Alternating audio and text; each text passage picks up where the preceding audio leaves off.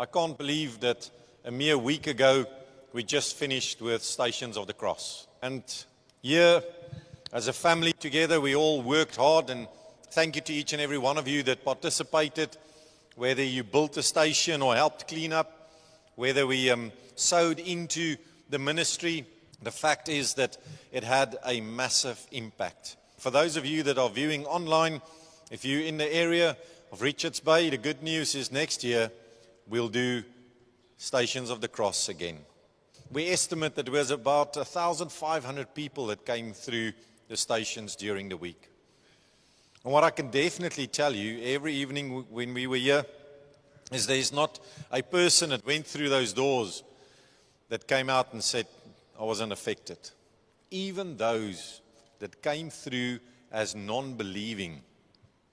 Because we had some were here from other faiths, and they all came out and they said, wow, that touched me.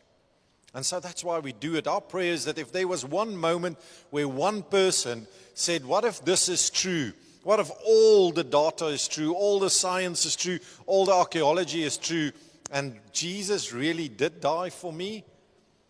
They decide to get to know him better, then it was all worthwhile. Then we'll do it again to his honor and his glory. Amen?